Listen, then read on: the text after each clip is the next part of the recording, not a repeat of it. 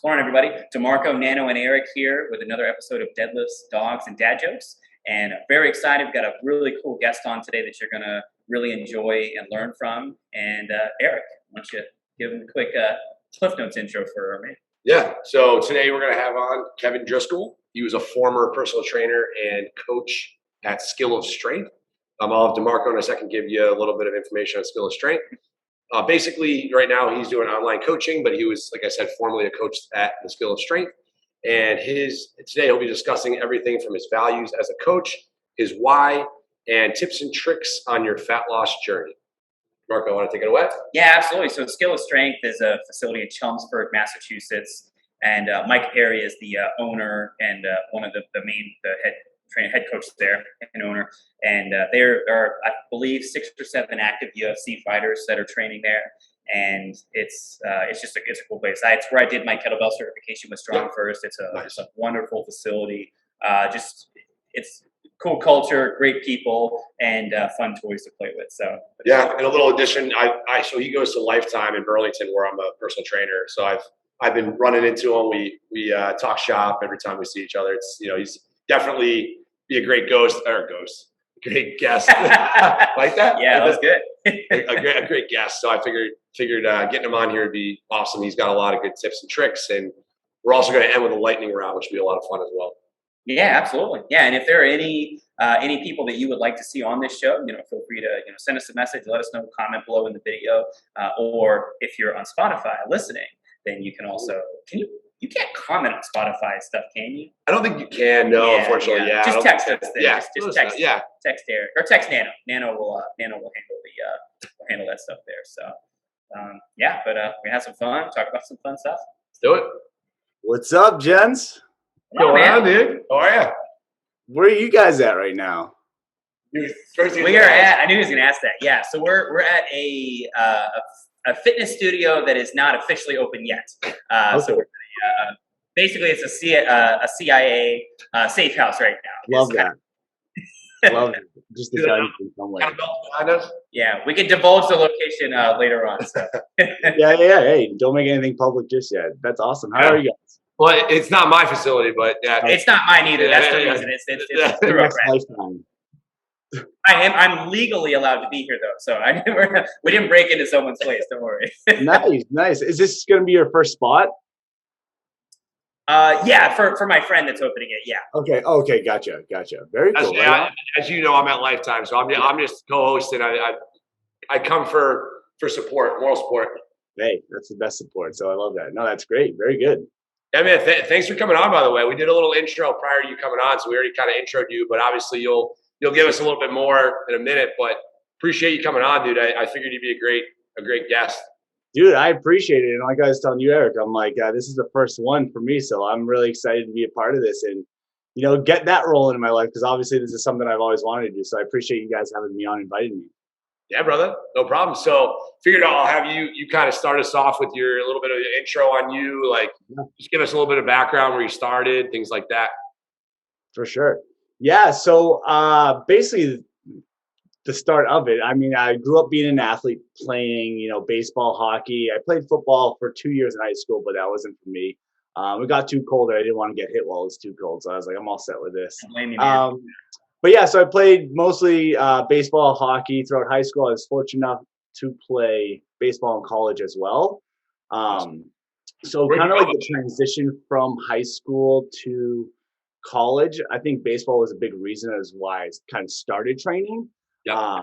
As far as, there's obviously, which we can get into, but as far as like, there's obviously, that emotional component too of like building confidence just in yourself and so on and so forth. But yeah, so started training when I was in college and just kind of fell in love with it. I actually fell in love with it more than I liked baseball. It's funny, by the time of my senior year at Framingham, we had our like fitness testing. Now we had to run a mile, do pull-ups, do this and that. And I cared way more about that than actually like learning how to hit a curveball. So we would do the fitness test and I'd feel very confident, crushed it. And then we'd go to basically start practicing baseball. I'd be, oh shit, I forgot to do this part. So as much as I was in decent shape, I'm still hitting 200 and, very below average, but it's all good. So So I did that, and then after college, I graduated with a business degree. Okay. So I went and worked in corporate America for about a year and a half, 2 years. My first job was doing market research, which is basically just surveying people. So 100+ phone calls a day, just hammering away, smiling and dialing. And then Smiling down. Awesome. smiling and dialing. And after I got done with that, I basically got burnt out. Was like, let's find something else. And I was like, let's do kind of like the life. Let's go find a job in the city. Ideally, maybe live in the city at some point. And so I did that for maybe a month and a half. I think, so basically the company I worked for sold supplements. So I'm like, this is perfect. I love fitness. Supplements are part of the fitness industry. This is going to work great. And I remember getting one phone call from a lady, and she must have been 90 years old. And she basically trialed one of our fat loss products, which was just loaded with probably like 5 grams of caffeine. And she's like, this thing's making me shake. Like, I was like, well, it makes sense. There's so much caffeine in it. Like, yeah, I definitely don't want you to have this. I was like the worst salesperson. I'm like, yeah, no, you shouldn't have this. But then I remember like one of my managers was like, no, like tell her it takes time to do this and that. And I like looked at him. I'm like, we're going to kill this lady. Like, I'm not doing this. So right after that, I ended up hopping on a phone call with my good friend Steve, who worked over at Skill Strength. And I called him because he was actually my strength coach back in college. So I'd come home, train with him. I was like, hey, do you guys do internships? I'm just like, you know what? Like, I love the fitness industry. This is something where I feel like I can actually give back and help people and be an inspiration in that way. So he's like, yeah, absolutely. So I ended up getting in touch with him. And eventually I started interning at Skill Strength. And this was in 2017 or 18. That fall, and basically just kind of quit that last job. And I didn't technically have a new job yet. Don't tell my wife that, but because the internship is unpaid. So I was like, I know I want to do this. I know this is what I'm going to be doing for a bit. Yeah. So I was actually applying to work at Lululemon at the time. I wasn't officially hired yet, but I was like, you know what, let's just go for it. Luckily, they did take me on. And that's kind of how I started. So I was like all in at Skill Strength, just interning, trying to catch myself up, spend as many hours there, and learn as much as I can, especially from like Mike Perry. Yeah. And then I ended up, they brought me on. We had a great relationship. So I spent almost 5 years there. And now, now I got the opportunity. I work over online now for Leaner for Life with Carter Good. And that's kind of where I'm at now. So Great. A lot of different things and a lot of lessons along the way. Obviously, I'm still young in this industry. I'm about a little over 5 years now, but it's been way worth it from quitting back that job and just taking that big step back to, all right, let's do this thing. And now kind of having that big purpose, more of a purpose behind it. So that's kind of where I'm at to give you, I guess, the short story, even though it wasn't too short. No, that was great. I was going to ask you too. So do you still keep in touch with Mike Perry or? Yeah, a little bit. Not as much as I would probably like to, but I'll still talk to him. And I know he just finished up with his treatment with cancer. So I saw one of his videos on UFC going over that. So I reached out to him about that. So it's really cool to see that. Great. Yeah. Yeah, I love Mike Perry. He's so that's actually how the first time I had heard of you, Kevin, was Mike had posted something about you on, or maybe it was one of your posts that they featured on the Skill of Strength page. Yeah. And no, I love Mike. He was my team leader at my Strong First certification a few years ago that they hosted at his gym. He's an awesome coach, great dad, family guy. Just he's someone I want to grow up and be like one day. So he's totally. You definitely he's a hell of a mentor to have. So you say you have 5 years in the game, but the knowledge and experience you've gained from working with him is probably more like 10 to 15. Right. No, it's ridiculous. He's such a wizard. He can just pinpoint anything of what's going on. His understanding of just movement quality in general and be like, oh, this is happening because X, Y, and Z. I'm just a little kid trying to learn the alphabet again. I'm like, I have no idea that's exactly what it felt like for me. I was texting these guys. I was texting Demarco and Sean, everybody. And I was letting them know that Mike Perry did an in-service at Lifetime. Yeah. And this is probably right. I think it was right before the pandemic. Yeah. And man, like I learned so much in that. Like he came for, I think it was like, I think it might have been 2 or 3 times that he showed up, but like he came separate occasions, and it was like a wealth of knowledge and literally, for me, I had not met him before, but I'd heard about him, so I knew all I knew about like what he was all about and skill and strength and stuff like that. But one of the former trainers at Lifetime knew Mike Perry really well, so he was one that got him in the door. But man, that was a great couple, we'll say, educational opportunities that were, we still cherish this day because we still utilize a lot of what he gave us. So yeah, absolutely. Right. He does such a good job of just explaining something in a way where you can simply understand it.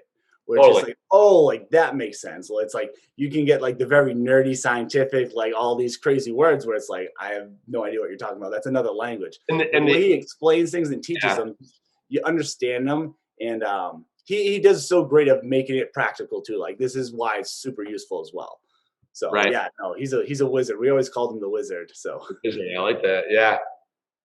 And I felt like the application component too. So you had us apply what we learned, like what he taught us. So he did a lot of like, in the beginning, he did more just, you'd be like an in-service where he just talked to us, and then we actually applied what we learned. So he was really good about making sure that we understood it. It was on our level, like you said, kind of almost keeping it simpler and just being able to understand where, without making it so complex that we could take it and use it with our clients right away.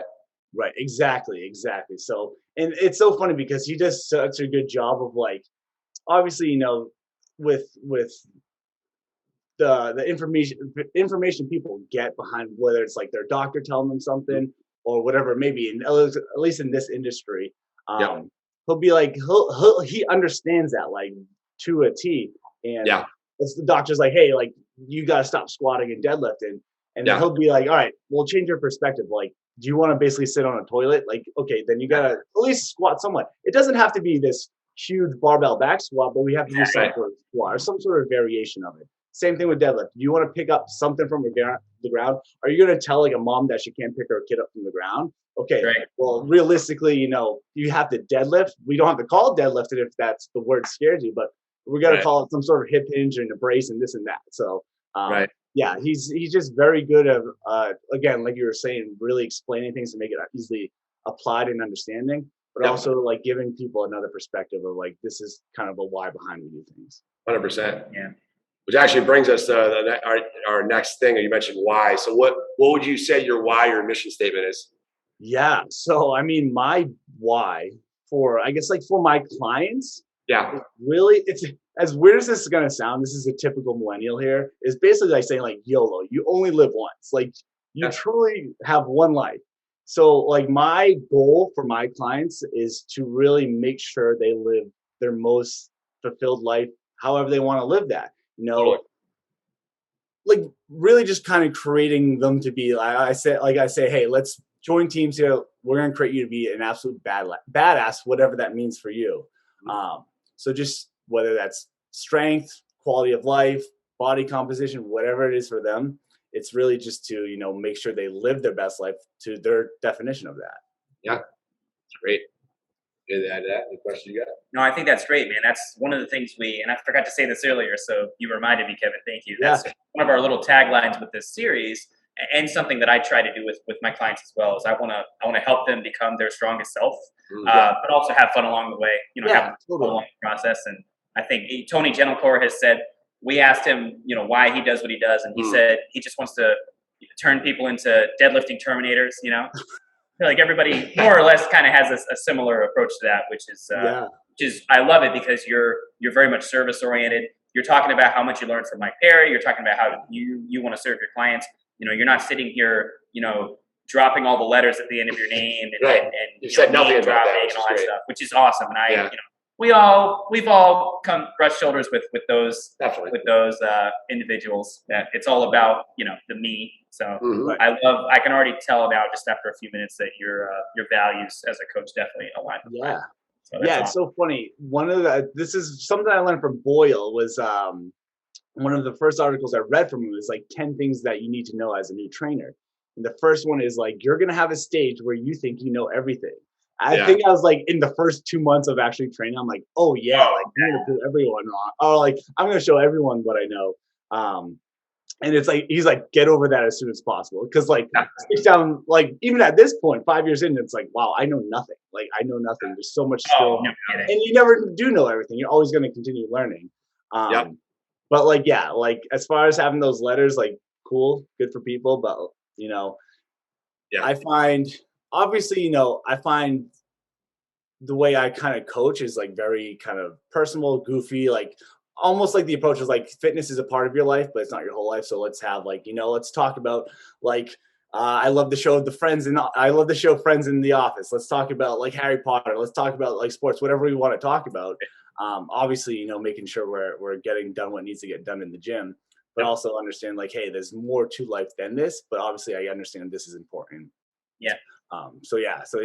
That's kind of like I always think too, like even with me, you see me at Lifetime, like I have a lot of different types of clients. Now I'm all about serving them and being able to help them the best of my ability. But kind of like you said too, like it's not about you anymore. It's about them. So at the end of the day, like I want to know their hobbies and interests and what they like and be able to relate to them. And I want them to want to come to the gym. You know what I mean? I don't want it to be like, this is going to be a torturous hour. You know what I mean? It's like, right. One of those things like you'll see all the time where it'd be like, you know, if they're going to dread that hour, then it's like, what's the point of even paying for that hour? You know, it's, at the end of the day, I think you want to have a relationship with them and build connection, and that's going to be number one, right? Connection with that client is going to be number one, because once you build the connection, then you know your knowledge will come through with all that too. Right. If you're just a bookworm and just feeding them information, be like, yeah, look at all these certifications I have, like look at my background, like they don't really care. They care that you care about them.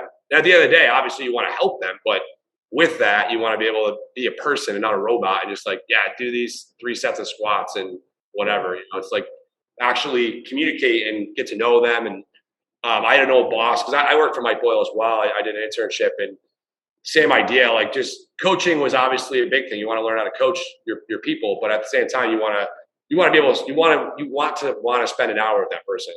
If you don't want to spend an hour with that person, what's the point? So on top of that, a previous boss. So after Boyles, I was at Boston Sports Clubs for a while. And one of my previous bosses would tell me like, have a note card or have like something you could write down, like a couple of facts about your person, like when you meet your new client. So that way you can always go in and be like, okay, like this is what they do for work. Like what are their hobbies? What are their interests? And be able to kind of continue to go back to that. And at the end of the day, like, you know, you write it down the first time. Once you see them enough times, obviously you'll have that relationship. But that initial meet and greet, I think, is important to build that rapport and then build that connection with that person. Yeah. 100%. And like, I think this might have been for Boyle, or it might have been for Mike, Mike Perry. But when the first thing I was taught is like, this is so true. No one really cares how much you know until they know how much you care. Yeah. Exactly. So that's kind of been like my like mantra where I live by as far as like coaching. And like you said, it's not that knowing the like, the very kind of nerdy nitty gritty stuff isn't important. That's super important. It's important. You don't want to kill anyone first and foremost. But as far as like getting them to buy in and so on and so forth, it's really kind of getting to know them. Like one thing I did that helped me was at one point because I missed one of my clients' birthdays and it was super embarrassing. I was like, oh, I should know that as a coach. I started like writing down basically everyone's birthday ahead of time. Like, oh, in my calendar, so-and-so's birthday. Just because even the small, it doesn't seem like a big deal, but it does make a big difference. Where it's like, oh, he remembers. That goes back to what I was saying, like that note card or whatever you use to write down a couple of facts about your client or information that will be valuable later on. That way because you can forget things like birthdays. It's, if you have a lot of clients, there's a lot to remember. Right. So I totally agree with you. And I've had it too where I forgot like birthdays and I always feel so bad. Yeah. You built that personal connection with that person. You want to make sure that you know as much as you can or remember as much as you can about them, that especially things that are important to them. So right. And it's one of those things too where it's like they might not think anything of it. Be like, oh yeah, like it's not a big deal. You won't remember my birthday. But if you do remember it, it's gonna be like, holy crap, like he does care.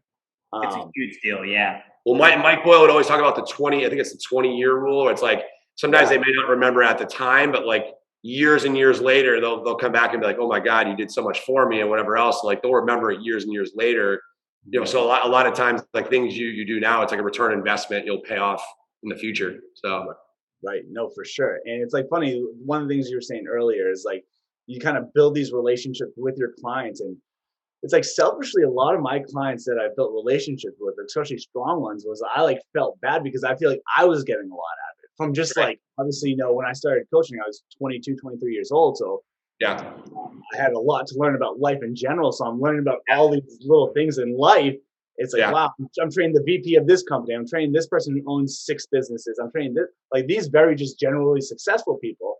Yeah. It's like, wow, like I feel like this is more or less me getting something out of this session, even though, yeah, we're getting a workout in, but like you're teaching me so much. So that was like another great point that I just think having those relationships is just great to have in general, because now I have them forever. Right. Totally. Yeah. I mean, and I think it goes kind of lost in the industry too. It's like sometimes people worry more about just the X's and O's of their programming and stuff like that. And again, that matters, but it probably matters more to you than it matters to the client themselves. They just want to feel good and leave there feeling better. At the end of the day, it's do not harm, right? We don't want to injure the client. You want to make sure that they're safe, and you're choosing the correct exercises to help them along their path. So at the end of the day, if you're doing that, then you're doing something right. But like we were saying before, the connection you build, your personal connection you build with your clients is so key to all this. Right. I was going to ask you next too. What would you say your tips and your tricks to fat loss would be, as far as like things you would give to your clients? Like, how would you start off your journey with a client?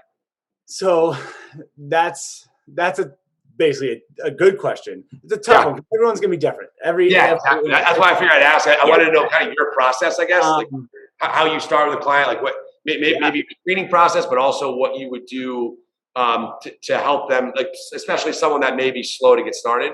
What would be some key things you would do? Yeah. So basically, every time I get a new client at this point, we'll hop on a phone call. I've talked to for a half an hour up to over an hour with people, just kind of learning as much as I can about their history between, just nutrition, what's their history look like, what kind of habits do they have, where they at, so I can get a sense of like, all right, it seems like very common mindset in when it comes to nutrition is all in or all out. Basically, it's like, hey, I'm eating nothing but chicken, broccoli, and rice every single meal, and then all of a sudden you eat a whole cake, a carton of ice cream, and a bag of chips. It's like, oh, you're either all in or all out on this. So that tends to be a very common sort of mindset. So I guess my kind of like one thing I try to really hammer down with clients, especially early and often, is you're gonna mess up. You're gonna make mistakes. You're gonna fail. Like, you even think about people who are very successful. Like, think about like Tom Brady, Michael Jordan. They just weren't always good. Like, you kind of have to go through struggle and make mistakes to learn from and grow from there. And I kind of explain, like, these are going to happen. You're going to have moments of off track and mistakes, but it's learning to really, understand like that's okay. And we all go through it. No one has ever gone through life just being perfectly successful and just achieved everything they did. So I really try to hammer that down, be like, mistakes are going to happen, failure is going to happen. It just is part of the process. That because when we think of that all in or all out mindset, it's because, they make that mistake and they think they screwed up everything. And so they just continue to be off track, versus, hey, it's one meal. No one got in shape from one workout. Like, no one got out of shape from missing one workout. So really trying to hammer basically that sort of mindset. It's a process. But we have that conversation, kind of hammer that down. And from there, I mean, depending where they're at, like if they're ready to, let's say start tracking their calories, cool, let's do that. If it's more or less, just an awareness thing, and let's work on the skills of eating, learning how to plan a little bit better. It just depends on where they're at. So for the most part, I try to just kind of hammer some things down to help them out and just let them realize. But I guess like kind of like my biggest tip I try to hammer down is that like you're gonna learn and grow. Just stay kind of like that growth mindset. Like, mistakes are gonna happen, but just get back on track, kind of go from there. If that makes sense. Yeah, no, I like what you said there. That's all good stuff. I mean, you're gonna face adversity. I mean, I know I've been a coach. I always like forget the amount of years at this point, but it's like six or seven, give or take, maybe even closer to 8. But I started as a wellness coach, so I was, before even being a trainer, I was a wellness coach, which I couldn't even give programs out. And then, I had to go through the ringer. I mean, I was at Boyles. I wasn't making money initially because it was an internship. But even like when I was at Boston Sports Club, I made a ton of mistakes. I think even to this day, I feel like still there's always things that I'm learning daily, and it's always a grind. But at the end of the day, that's our industry, and you just continue to move forward. Like you said, it's a growth mindset. That's what it comes down to. As long as you're continuing to move forward and learn from mistakes, or at least make strides to progress in some way, you're gonna make improvements. So I like all that. That's all good stuff. I think what would be some like digestible tips you'd give? Like what are some like basic tips that you'd give clients as far as like, it could be just like lifestyle things. Like what are some things you say there?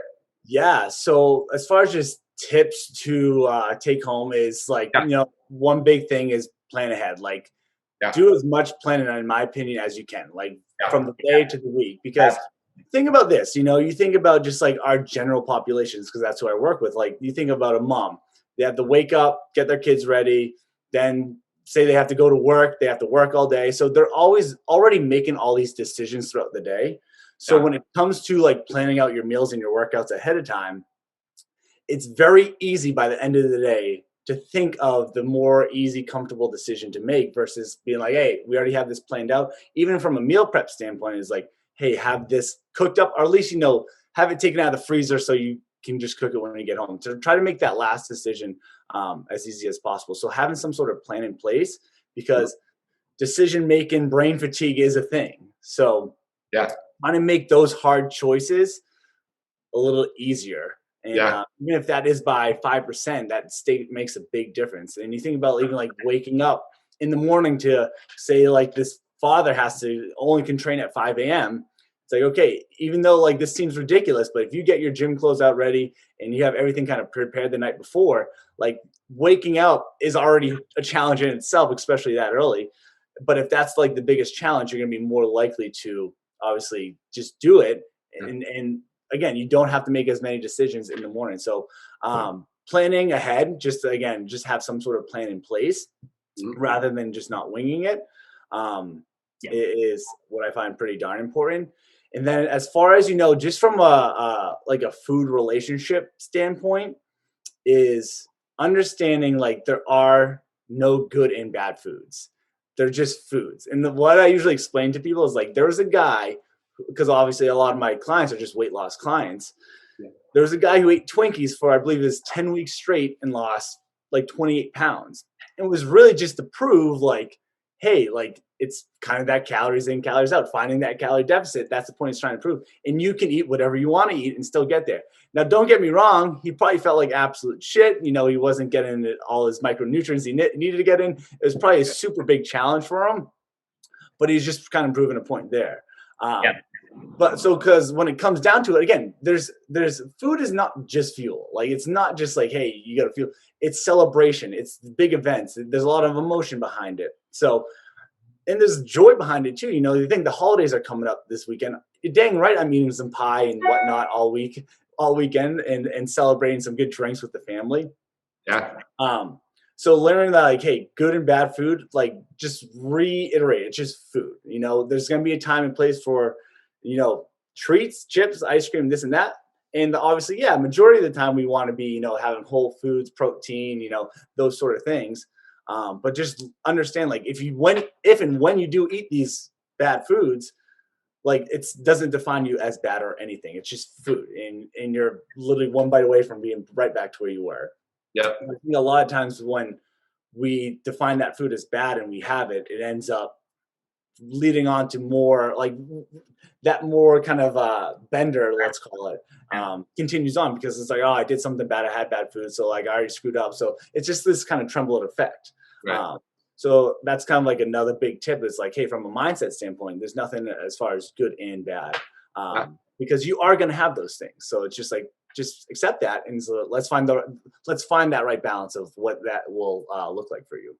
Yeah, I like that you said that, and two, that you have these conversations with your clients. I think not everybody has these conversations with their clients. So I think the setting expectations thing is so huge. But right from the get-go, explaining these things to people. I mean, again, obviously it's going to be different for different people, as far as you may not say day one you're going to say that, but you're going to, over time, sort of allude to that, the relationship with food and things like that, or just information that's going to sort of help them, or like I was saying, tips They're going to sort of guide them along their journey. And at the end of the day, like, everyone's journey is going to be different. To me, it's all about the journey.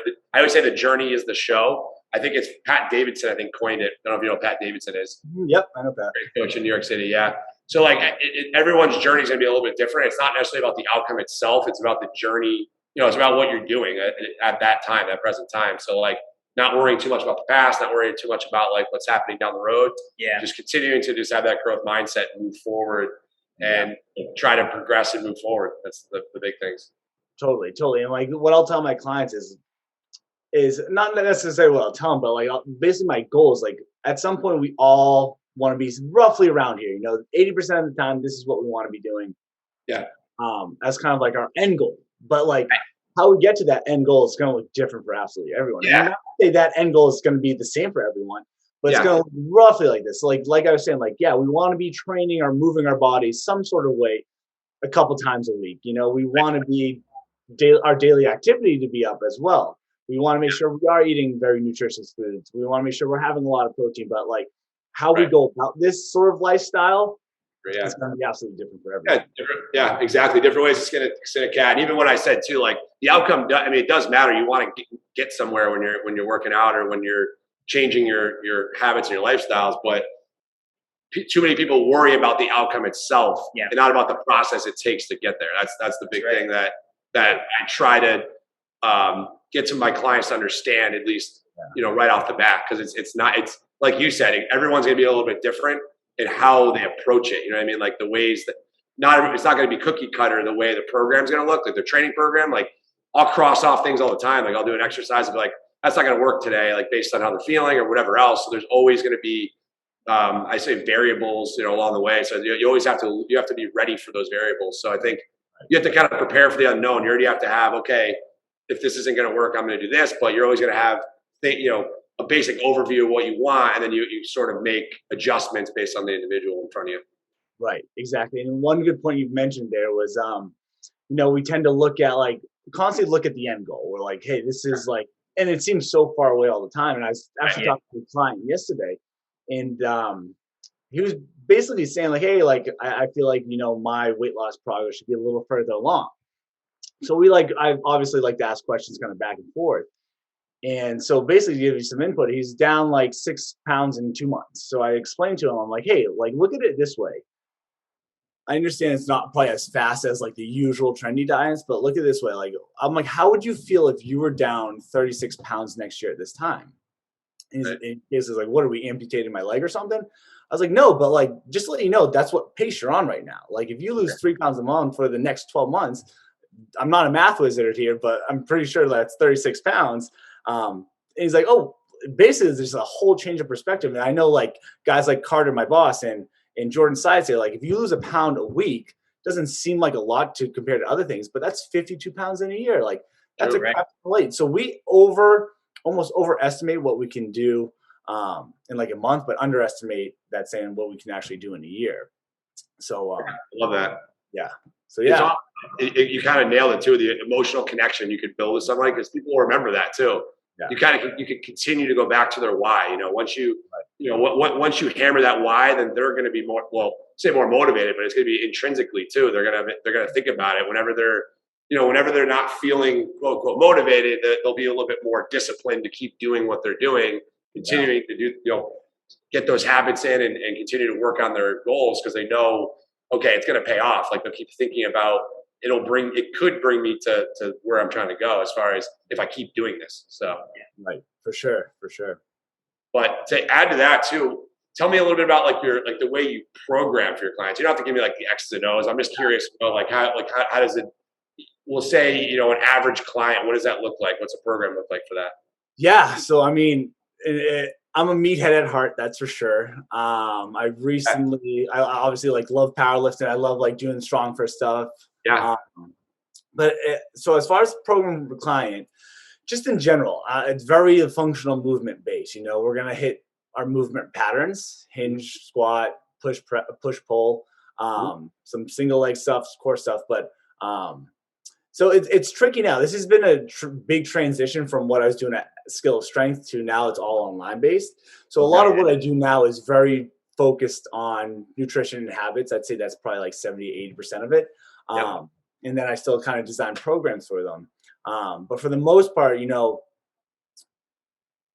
when I was doing it more often, like obviously we did the FMS, took them through the screen and kind of see if any big red flags popped up. Yeah. And then that's how we kind of create the program from there, to make sure what we did was appropriate. But for still every single client, they're still going to hit a squat. They're still going to hit a hinge. They're still going to hit some sort of press, some sort of pull. Now, someone might be deadlifting their hinge with a trap bar. Someone else might be tapping their butt to the wall just to figure out what a hinge is. But in some sort of way, we're thrown in that movement pattern.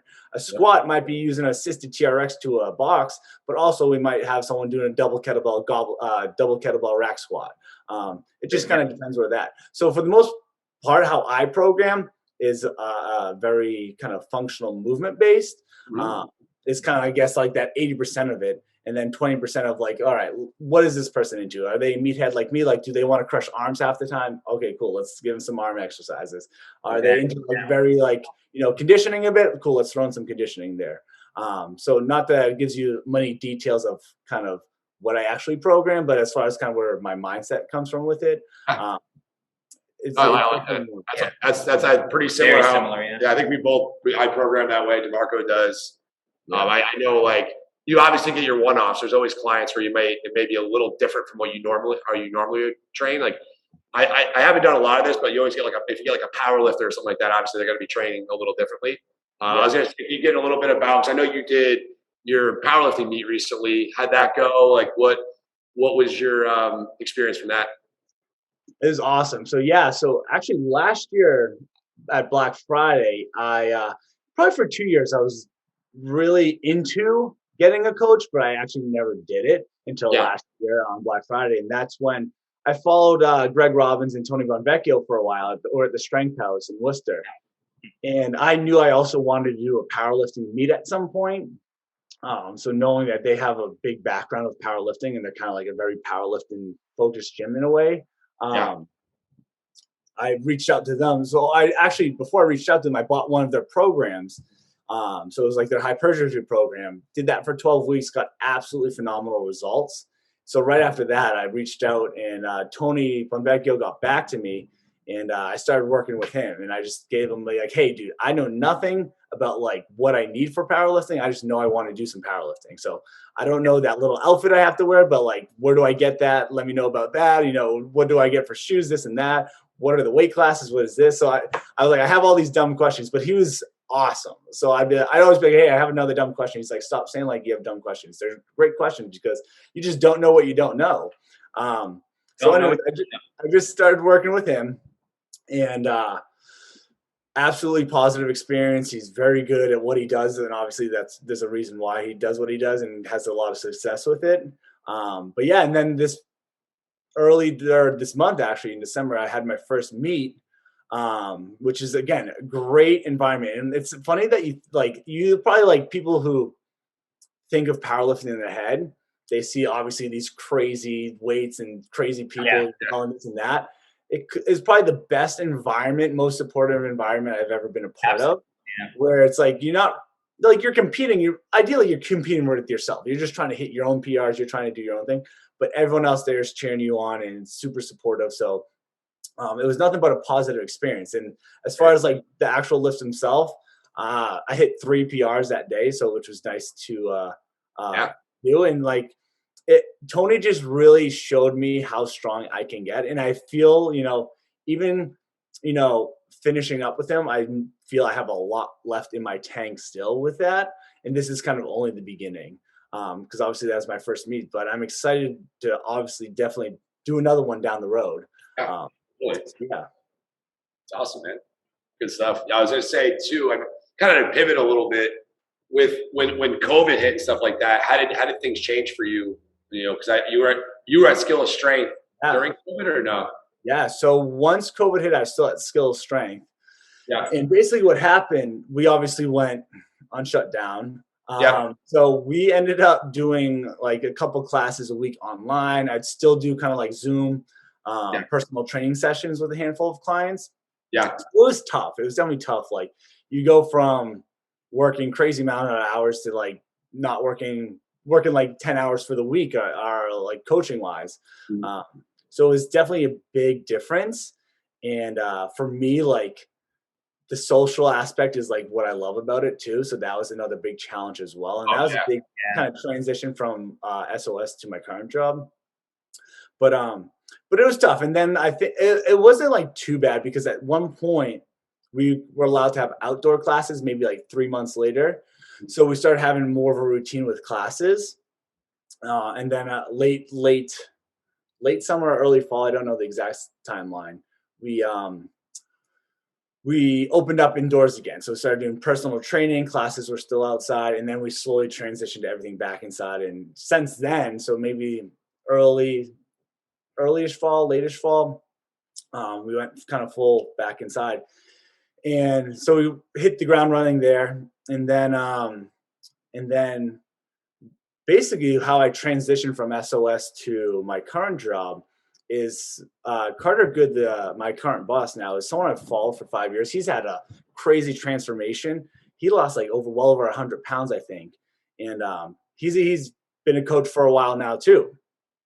So he, on social media, basically popped up this opportunity to be an assistant coach. And when I first started in this industry, I read one of Gary Vee's books, and then I learned that Jordan Syatt was Gary Vee's trainer. I'm like, so it was this whole like continuing like, oh wow, this led to this and then to this.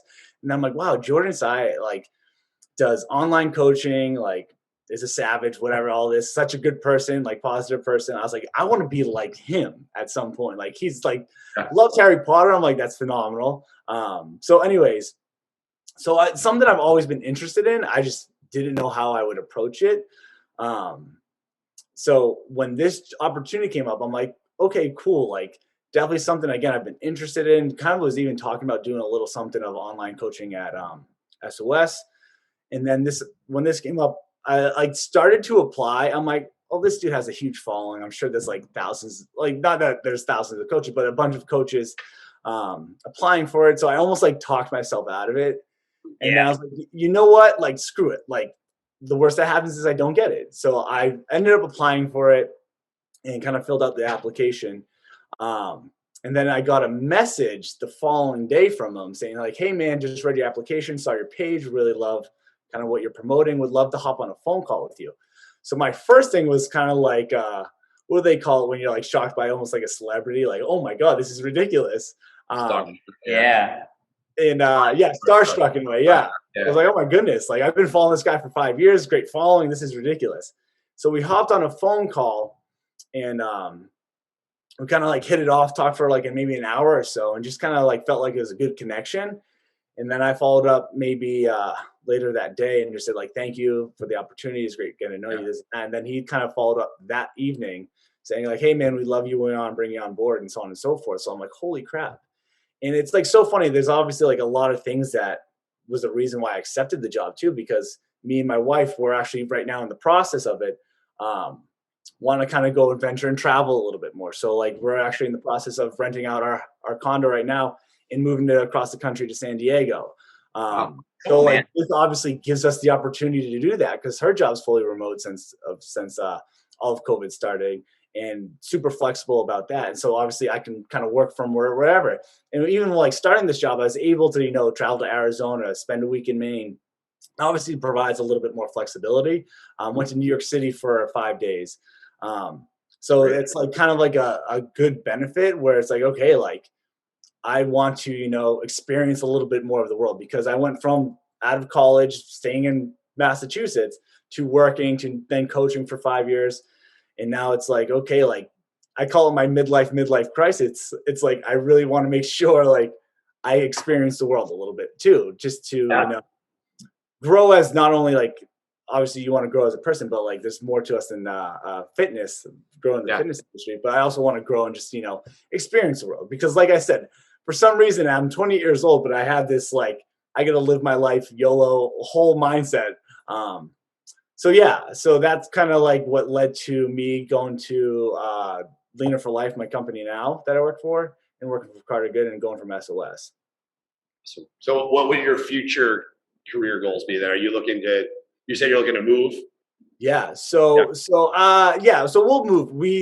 We plan. I'm open to I mean, I'm open to staying there. Yeah. Just because it's like paradise over there. We love it over there. So but yeah, we'll move, at least do like 2 years there, probably travel a little bit over the west side.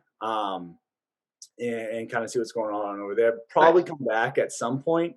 Like I always say, like, my ultimate dream is to end up getting a place somewhere around here, have a huge garage, make it like a pretty badass like garage gym.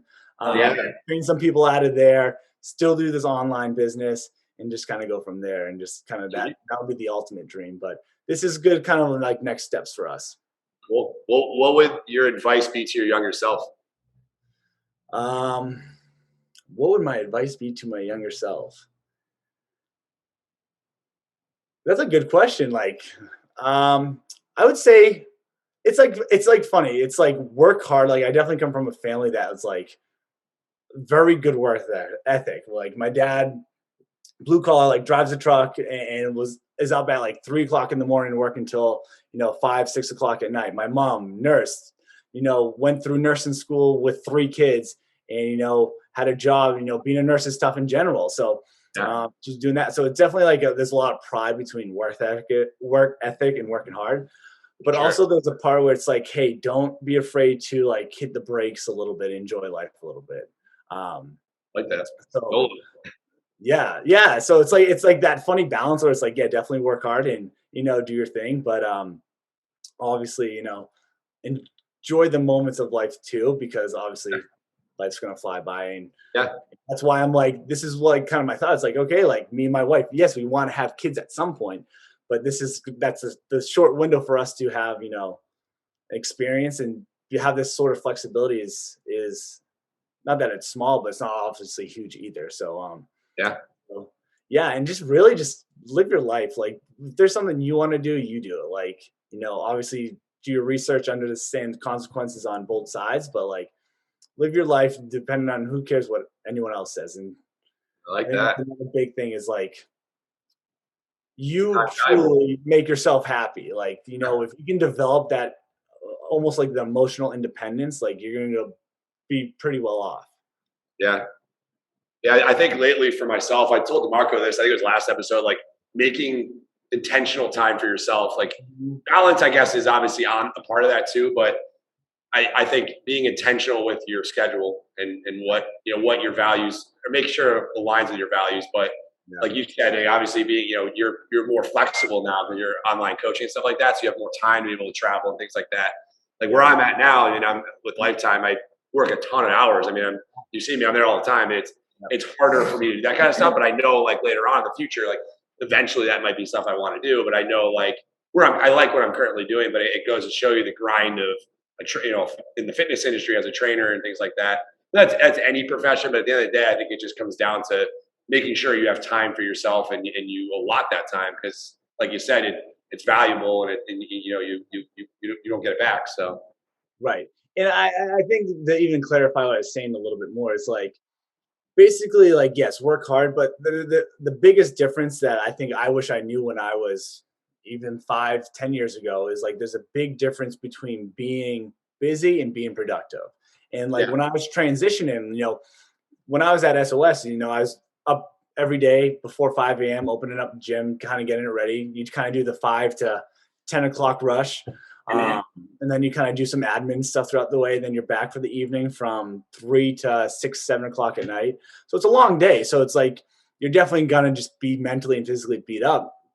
And you do that over time. You build up such this almost habit or this mindset of like, hey, like if I'm not like basically exhausted at the end of the day, I wasn't productive. And now this transition where it's like, all right, I do my check-in with my clients, blah blah, go to the gym, do this, and it's like, wow, like I don't have to be up at 5 a.m. and I'm finished checking in with my clients at 6 o'clock at night. right, Just there's like I was almost guilty because I wasn't exhausted at the end of the day. But it's like that big difference to find that balance of like, yes, you're gonna have days and weeks where it's gonna be a grind. That just is kind of part of it. But also understand like, hey, it's okay if you're not completely exhausted and wiped out at the end of the day either. It doesn't mean you weren't productive. So I think that's another kind of big point as well. like that. Yeah. All good stuff. So where can people find you as far as like, I know you have your Instagram page. I don't know if you can tell the audience. Yeah. So, I mean, Instagram page, social media, KPD_fitness. And then as far as, from a coaching standpoint, you can go for leanerforlife.com. That's where you can kind of find our page and information. But that's really kind of it. I can give my phone number, but that might be weird. I don't know. You might get some weird messages, man. That's all right. I've been there. Write your number out on some bathroom stall doors and it happens. Before we get to the lightning round and the dad joke, I don't know, Demarco, if you have any questions for him. Yeah, man. No, I just want to reiterate a point that you brought up earlier that really resonated with me. You were talking about, don't just think and act in absolutes. It doesn't need to be all or nothing. That's honestly something I'm almost 32 and I've been working on teaching myself that, you can have a piece of cake and skip a workout and then just pick back up the next day. You know what I mean? If you get, one less workout in a week, you're not just going to totally lose your gains, bro. And that's definitely been something that I've been focusing on, is just that focus on the process.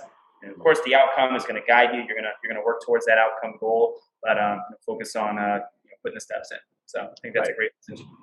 Right. No, absolutely. Like, we set these expectations in our head to be like basically perfect, but it's like when you kind of have that perspective of like, well, no one got in shape or jacked from one workout. Like, no one got out of shape from missing one workout. Yeah.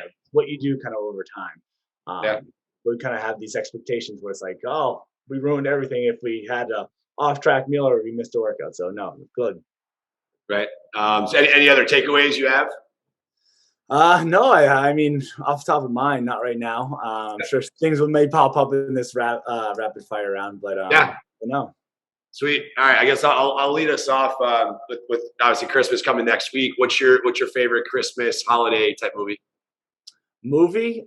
So I mean, I'm a big fan of Elf, but you can't go wrong with as a kid, Jingle All the Way with Arnold. That was yes. Turbo Man. Give me that Turbo Man doll. Funny story.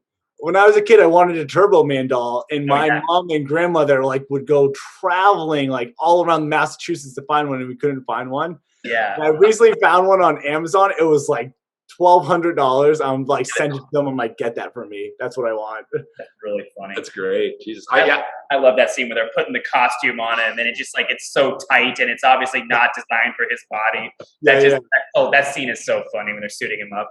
Yeah, I had it on VHS. Yeah. I think I still maybe even have it. I think I still have it. The vintage classic VHS. movie, man. Yep. What would you say? So, kind of in that same realm of, what's your favorite theme? We'll say theme song, but what would be your theme song? My theme song. Or walkout song. Yeah, walkout song if you're a wrestler. So, the walkout song. So this is what else. This is my go-to. Going for a PR song is I'll jam out to the Bruins goal scoring song. So I'll just YouTube it, get the horn involved and everything. The Bruins goal scoring song. Oh yeah. That's a good one. Is that the whoa? Yeah. Is that it? Yep. Yeah. But you gotta get the horn there. So it's the dun dun. So I'm getting the crowd hyped up in my imaginary. Oh yeah. No, you're awesome. Ready to rock and roll. That's awesome. So you mentioned that. So favorite exercise then? Probably deadlifts or bicep curls. I like. Or what? Or bicep curls? Yeah. Deadlifts or bicep curls. What about your chest? The bench? So for powerlifting wise, my bench is my worst. Oh, yeah, I hate bench. Yeah, whenever I record myself, I hate recording bench. I just don't have. I don't have a solid bench. Yeah, I'm pretty sure I've just been stuck at the same bench for the last 5 years. I'm I don't know. To be fair, powerlifting bench is really hard. With the pause and doing it on command, it's hard. It's really a lot of guys see that touch and go, bounce off the chest, and that's very different ballgame. Yeah, totally different. That pause too, especially with a PR weight, it's feels like 10 minutes, but it's literally a half-second pause. Oh yeah. Oh, it feels like it is. It feels forever. You're hurry up. But you said you PR'd, right? You PR'd on your bench though? Yeah. So it's 300. I did 300 in college, but again, it's more or less that bounce and go. But this was just different. You pause it. Up. And it moved well. So yeah, I was happy with that. That's awesome. Hey. What about vacation spots? What's your ideal vacation spot? Where have you been that you enjoy the most, and then where do you want to go? So my ideal vacation spot would be right now. I just say anywhere with a beach, to be honest. Like I'm a big beach guy. That's why I'm probably going to San Diego. Yeah. So I loved Bermuda when I went there. We went to Dominican. Dominican was beautiful as well. But like as far as my next spot, like I want to really go to like Europe. So I'd love to do like Greece, Italy, kind of just check out another country because I've only ever traveled in the US. I've been to like Canada when I was doing like hockey tournaments back in the day, but I think I definitely just want to venture out more of outside the United States when we can again. So that'll be like the next goal too. Cool. Awesome, man. What's your Super Bowl predictions? I know it's a little premature, but I mean, I'm very biased Patriots fan. Nana is too. Our dog. Love that. Our dog. Our dog. Yeah. Tough game last night, but it's all good. Still believe. Yeah. But I mean, I'm gonna go because it's like scary. I'm just as big as a Tom Brady fan, even though he like left. Still would be like I'd still trade back for Tom Brady for whoever we need to trade. I love that dude. I watch all the Bucks games too, man. It's just they're fun to watch. I'm actually disclosure. I don't know if you know this. I'm actually a Giants fan. So my parents are from upstate New York, but so that being said, though, the Giants have been awful. So it's just not even been worth discussing. Right. But ever since I've been in Boston for the last like 6-7 years, like you can't deny Tom Brady. I'm just like, damn, like he's the real deal. And I watched Bucks games. I definitely think highly of him. Sure. The Bucks have such a stacked roster. They have such a talented team. Well, what would your prediction be for a matchup in February? Patriots Bucks, definitely. All right. Yeah. Just a biased opinion. Yeah. No, but it's not a bad prediction. What about your favorite type of dog? Boxer. Yeah, nice. Good choice. I used to have a boxer. I love boxers, man. My in-laws have boxer. My sister-in-law and my mother and father-in-law have boxers. I grew up with boxers. Like my uncles always had a boxer. We had a boxer at one point. So like it's like funny because me and my wife both kind of always have had boxers. I grew up with boxers. Yeah. But then like I love bulldogs too. Like when I will get a dog at some point. Like part of me just wants a bulldog, just because boxers are nuts. Like they're so energetic. Yeah. Bulldogs like take it out for a quick walk and be exhausted after. Nice. And then the other question I had was any future projects you're working on? Future projects, not in the moment. I just kind of finished up a program for Leaner for Life, so that was pretty good to get up and running. But as far as going forward, no, nothing really on the schedule right now. Biggest projects is just moving across the country over the next 2 months, but there'll definitely be more to come for sure. Awesome. What about you, Marco? Got anything for me? Yeah, man. I'll give you a few. If you had to choose only one piece of equipment to train your clients for the rest of your career, what would it be? See, that changes for clients. I'd choose probably dumbbells. Yeah. Good one. And then what about for yourself? I was gonna say barbells for myself. I just hit the big three all day. I mean, obviously you're a powerlifter, so that's I feel like that was probably a pretty simple answer. Yeah. Jedi or Sith? Jedi. See, I'm not a huge Star Wars person, but okay. I'll go Jedi. Jedi seemed like a badass. It's funny. I got crapped on a lot with my old clients. They'd be like, "Oh, talking about Star Wars." I'm like, "Oh, I've never seen it." And they're like, "You've never seen it?" So eventually I did see it. I saw the first like 6 episodes. I haven't seen the most recent ones. That's all. You don't watch the new ones. That's all you need to see. Just skip to the Mandalorian and skip that. Great. Skip 7, 8, and 9. So you're a Harry Potter guy? So I would always tell my clients Harry Potter would kick the crap out of Luke Skywalker. That's kind of hard to admit, but yeah, I think that's true. Damn, especially if it's Harry, Ron, and Hermione, they would definitely kick his ass. Yep. Damn. Okay. Yep. My Star Wars friends are gonna shun me for this. So which house do you think you would get sorted into?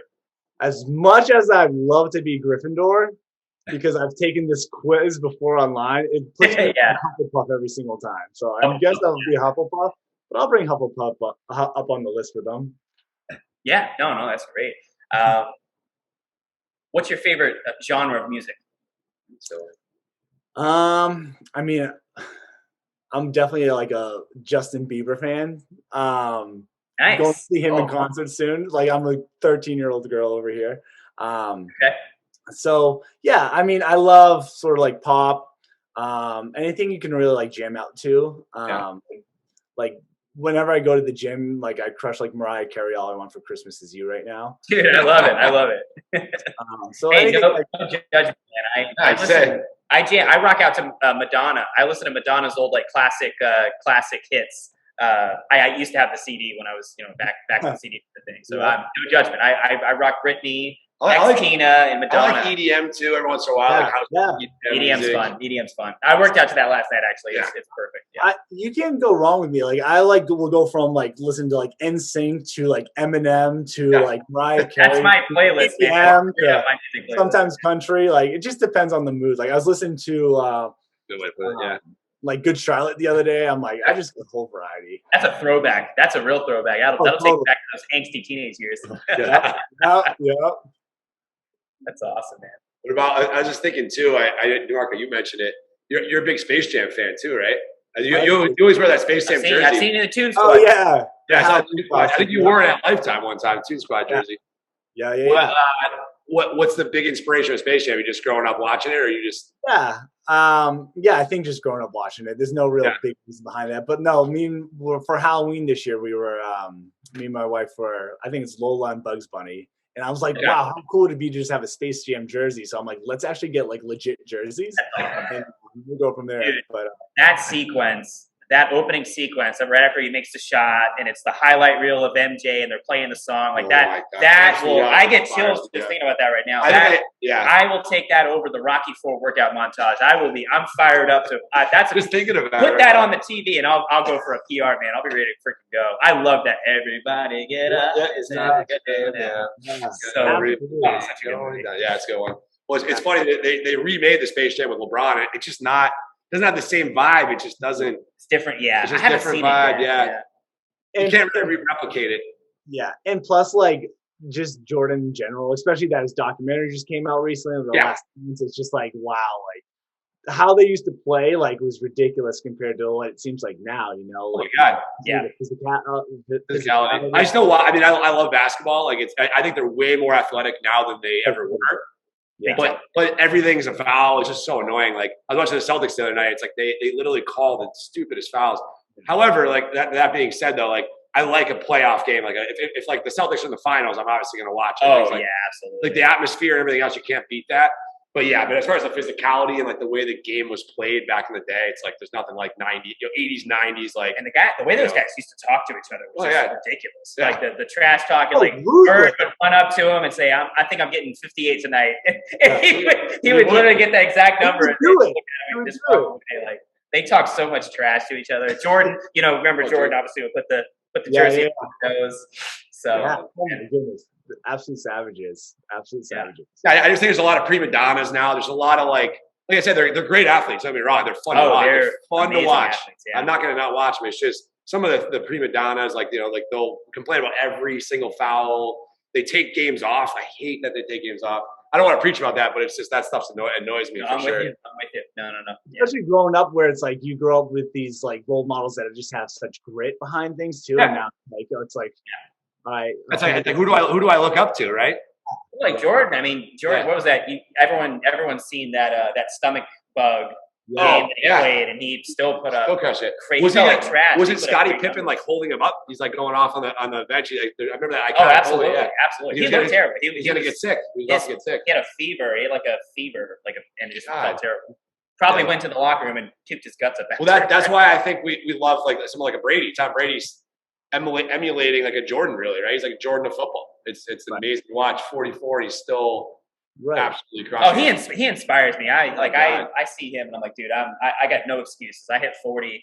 Yeah. I'm gonna keep on going. And I think Tiger Woods is back in the game too now with golf. Speaking of I saw some interviews of him getting back into things lately. Yeah, with his son. So I think that's good. I think that's only good for the game. Yeah, as I say, it's good for the game of golf, but just in general, you need more of those type of athletes. Freaking awesome.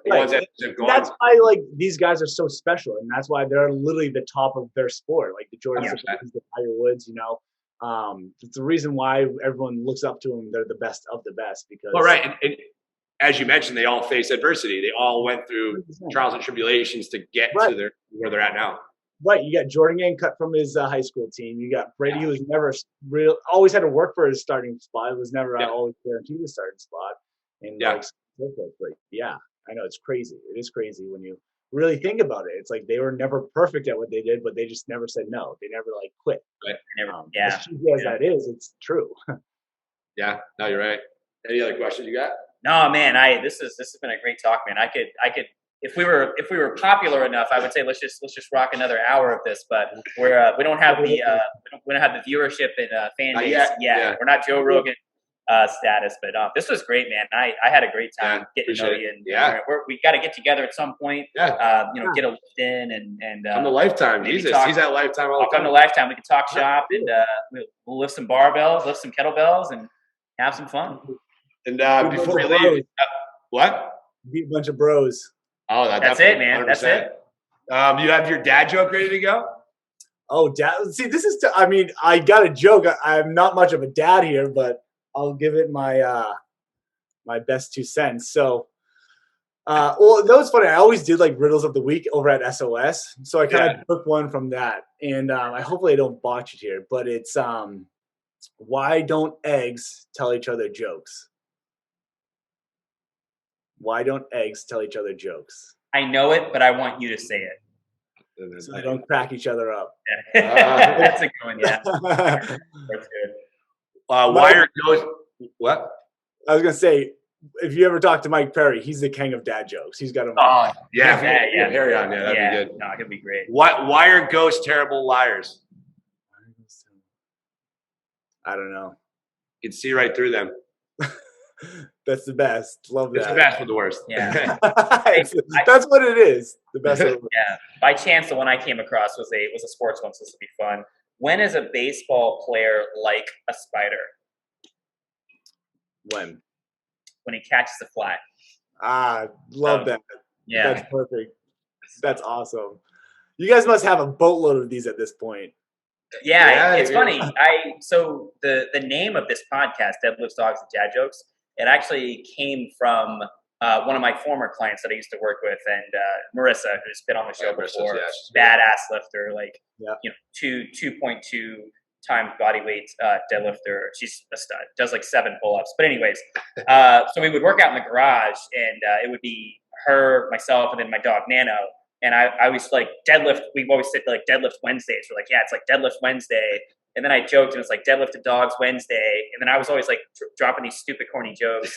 And then and this was even before I became a dad. And she's like, yeah, you're killing these dad jokes. And I was like, so it's a deadlifts, dogs, dad jokes kind of day.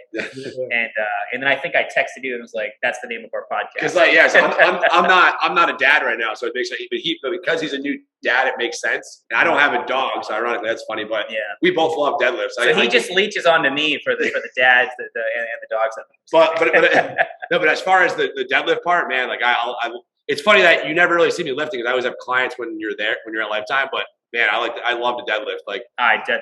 Deadlifts are my thing, man. So by far the best. They are. I love watching people's setups. Everyone's deadlift setup is so different. I'm preferring a close stance sumo. I almost prefer now. I used to be all about just conventional. All I used to pull. That's literally what I would do. And then I kind of switched over to more of a sumo stance, like a close stance, and that just felt better. And I've had more success with that. So yeah. Totally. I know. Tony had me go I was kind of what you were, more of that narrow stance sumo. But I was really narrow. I ended up going a little bit more sumo. I wouldn't say I'm at a true sumo because those people are savages. But with deadlifts in general, there's nothing more empowering and badass than just picking up some heavy weight. Just hearing the weights jiggle a little bit as they're lifting it up. The clinging of the weights. Yeah, absolutely. A little bit of bendage in the bar, if possible, would be nice too. Absolutely. Oh, totally. He's probably a bar bender. Yeah. Oh, I'm sure.